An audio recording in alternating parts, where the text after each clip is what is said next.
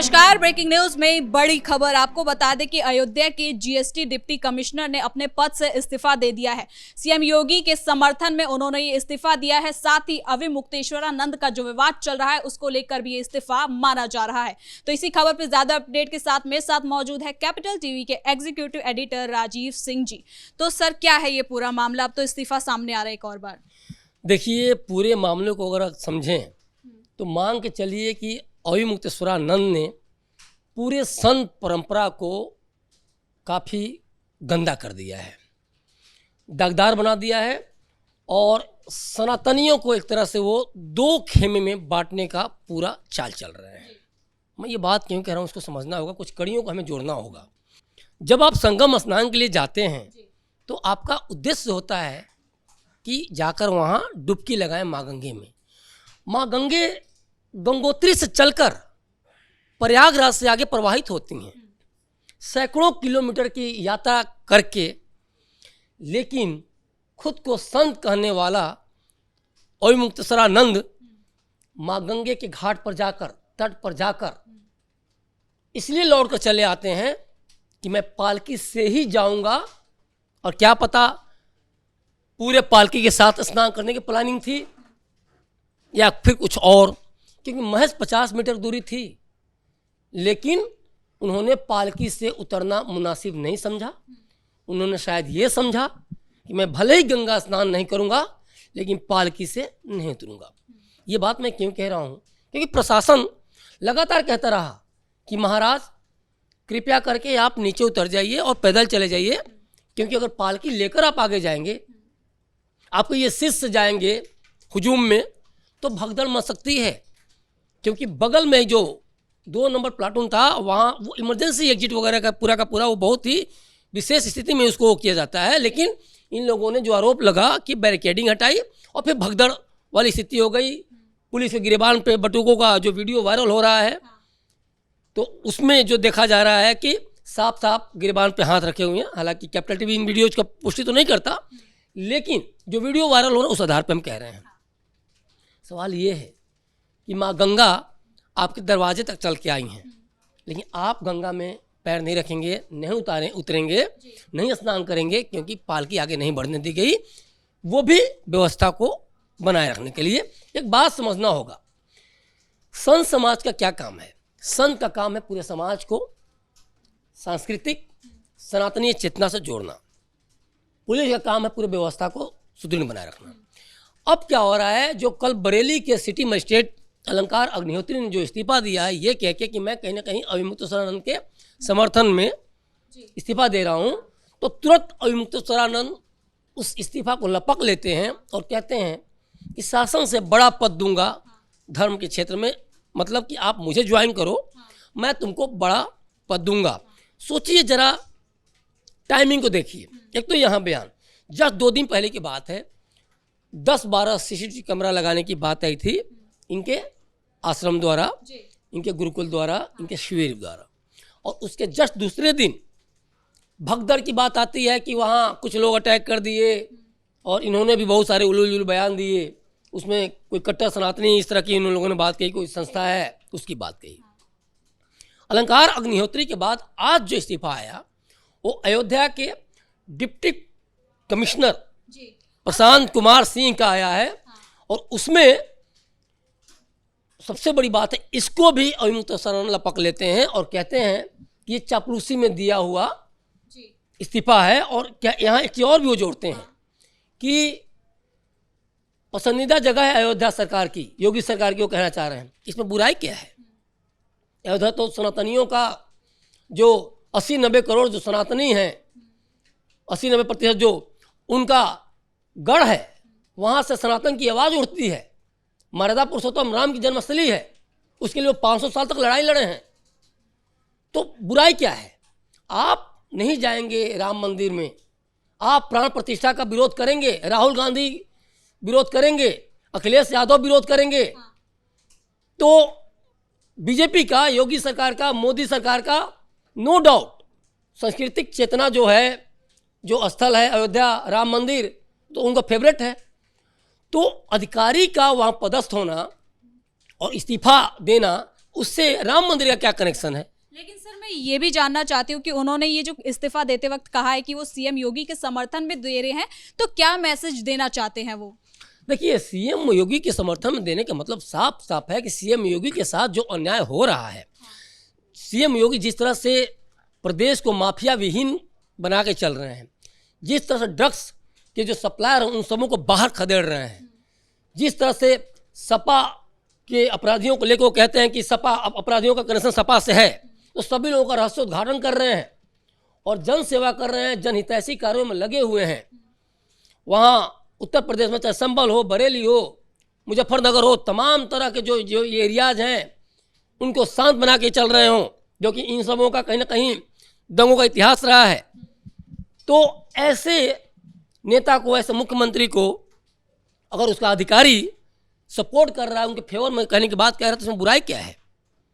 ये तो बहुत बड़ी बात है कि हमारे ऐसे मुख्यमंत्री को आप बदनाम कर रहे हैं, क्योंकि अभी मुक्तेश्वरानंद के चलते कहीं ना कहीं संत समाज बंट रहा है, अगर सनातन बंट रहा है या योगी की सरकार पर सवाल खड़े कोई कर रहा है, तो अधिकारियों को कहीं ना कहीं उसको मैनेज करना पड़ता है। चोट तो लगेगी ही।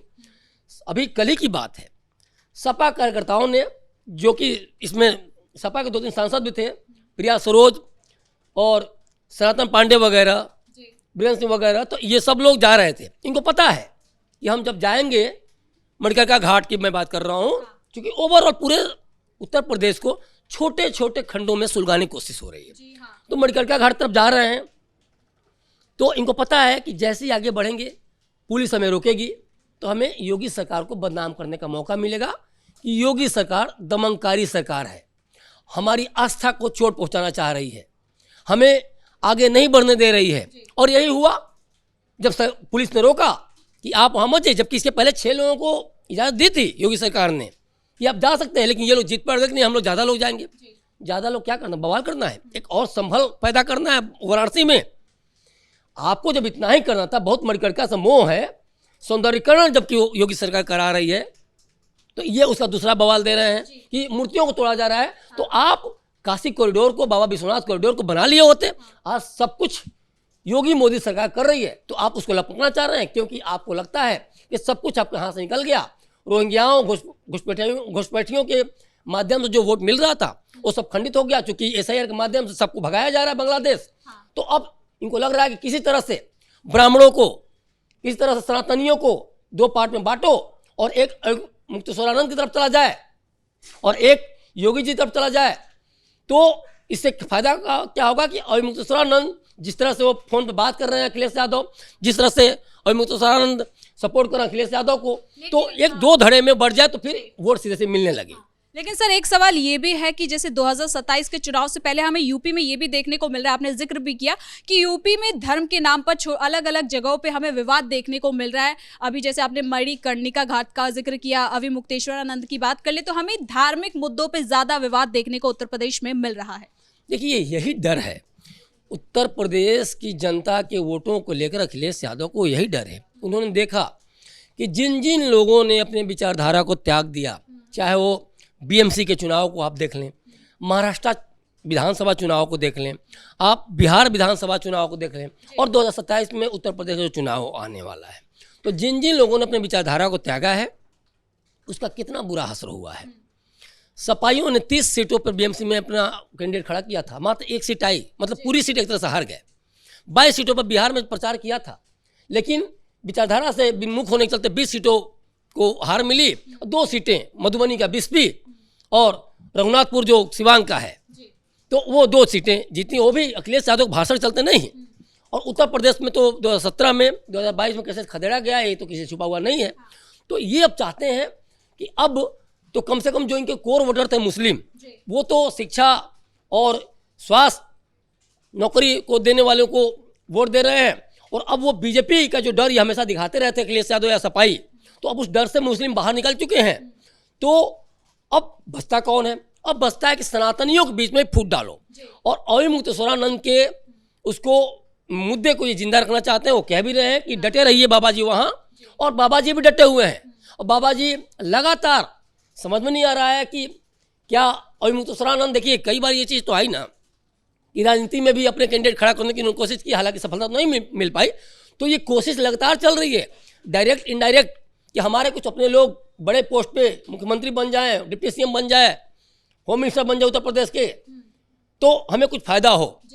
तो ये जो राजनीतिक बयान है, आपको अब अधिकारी ने इस्तीफा दिया नहीं दिया, ज्वाइन किया नहीं ज्वाइन किया, आप तुरंत की नहीं नो चापलूसी कर रहा है, वो फेवरेट जगह है अयोध्या। अयोध्या सिर्फ योगी सरकार का फेवरेट नहीं है, भारत का जो भी बच्चा यहाँ जन्म लेता है उसके लिए अयोध्या फेवरेट है, हर सनातनियों का फेवरेट है अयोध्या। ये अवधूतरानंद जैसे लोगों को के मुंह से ये बातें शोभा नहीं देती, यही इसीलिए इन पर टिप्पणी जो हो रही है कि ओछी राजनीति कह रहे हैं कि योगी सरकार का फेवरेट है अयोध्या। यही मैं कह रहा हूँ कि संत की भाषा ऐसी नहीं होनी चाहिए, संत की भाषा कुटिल नहीं होनी चाहिए, संत की भाषा कूटनीतिक वाली नहीं होनी चाहिए। बिना लाग लपेट के आप जो बोले सहज बोले, सिंपल बोले और बोधगम्य हो, ये होनी चाहिए। लेकिन हर चीज़ पर राजनीति, हर चीज़ पर, कोई इस्तीफा दे रहा उस पर राजनीति, कोई वहाँ से गुजर रहा उस पर राजनीति, शिविर को लेकर राजनीति, धरना प्रदर्शन राजनीति, हम ये स्नान नहीं करेंगे, हम वो स्नान नहीं करेंगे, बसंत पंचमी का स्नान नहीं करेंगे, हम ये नहीं खाएंगे वो नहीं खाएंगे, फिर रात में जाकर खाना खा लेंगे।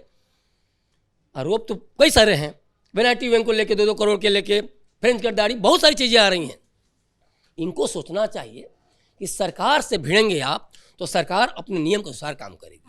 संत का पहला और आखिरी दायित्व है समाज को सांस्कृतिक चेतना जगाना समाज में, और शासन का काम है व्यवस्था को सुचारू रूप से चलाना।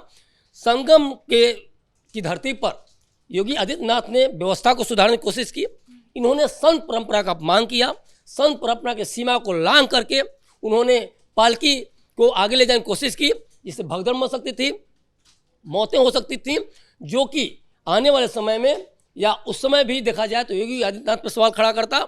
और यही शायद प्री प्लान था या क्या था, क्यों ऐसा किया जा रहा था कि 2023 में भी इन्होंने कोशिश की।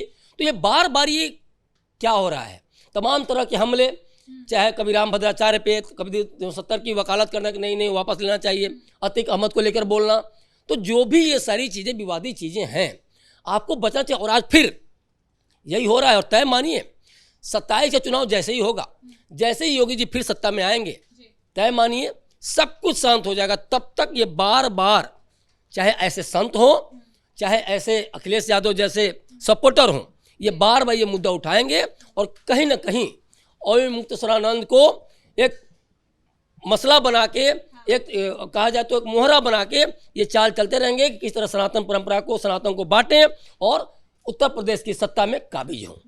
बहुत बहुत धन्यवाद सर इन तमाम जानकारी के लिए। तो कुल मिलाकर अयोध्या के जीएसटी डिप्टी कमिश्नर ने अपने पद से इस्तीफा दे दिया है। सीएम योगी के समर्थन में उन्होंने ये इस्तीफा दिया है और साथ ही साथ उन्होंने अविमुक्तेश्वरानंद विवाद पर भी उसके खिलाफ इस इस्तीफे को माना जा रहा है। ब्रेकिंग न्यूज में इतना ही। कैमरा पर्सन कुणाल राजपूत के साथ मैं सृष्टि शाह।